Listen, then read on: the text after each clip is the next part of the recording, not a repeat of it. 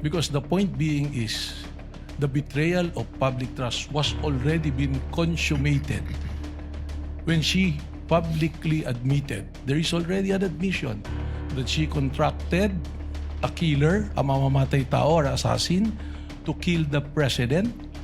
Sa ikasyam na araw ng impeachment trial ni Vice President Sara Duterte, agad nagpatuloy ang cross-examination para kay Attorney Melvin Matibag. Muling binigyan din ni Matibag na may kaugnayan ang naging rage coalition ni Mayor Baste Duterte sa naging pagbabanta ng bise sa buhay ni Pangulong Ferdinand R. Marcos Jr.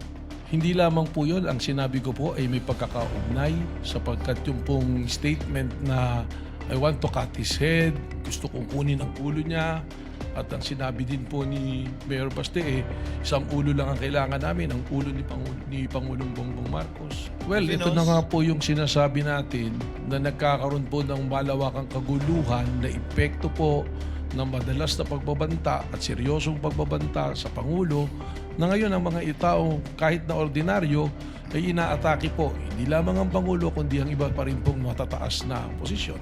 Banta po sa kaligtasan ng Pangulo na naging banta na rin po sa pambansang seguridad.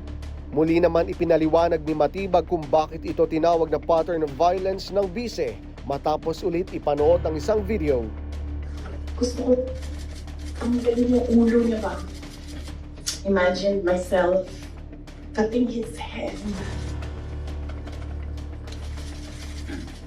Nang tanungin naman si Senator Judge Tulfo si Matibag, kaugnay ng persons of interest, Una-una ating pong tinignan dyan, yung nga pong sinabi na kumausap ng papatay at yung pong papatay ay pumayag na.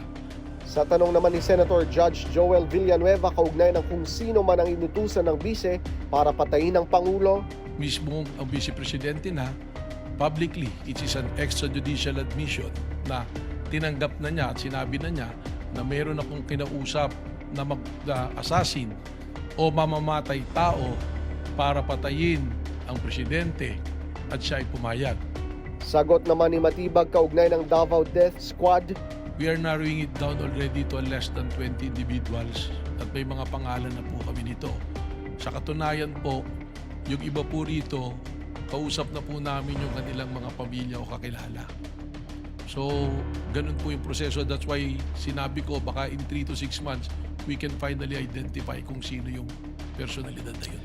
Sa naging tanong naman ni Senator Judge Aquino kung may kaugnayan ba ang foreign intervention sa umano'y bantang pagpapapatay sa Pangulo, Alam naman po natin, para patayin ng isang presidente, hindi po isa o dalawang tao lang nag-uusap dito.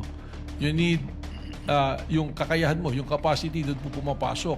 Kailangan ng pera, kailangan ng network, kailangan ng tao. So tinitingnan po natin ito lahat. Ngayon yung binabanggit po ninyo, kasama po sa ating tinitingnan yan. Pero ang isa pong mayoryang rason yan, yung pong mga pagbabiyahe ng ating Pangulo, we have to also monitor it because the possibility of endangering the life of the President during his time that is outside of the country, nandoon din po yan dahil sa threat. kaugnay naman sa tanong ni Senator Judge Kiko Pangilinan kung may co-interagency coordination sa umano'y national security threat ng Pangulo, Meron po ako mga pakikipag-usap doon po sa military units din po natin. sa susunod na linggo, inaasahang magpipresenta na ng ilang witness para sa Article 1 ng Articles of Impeachment.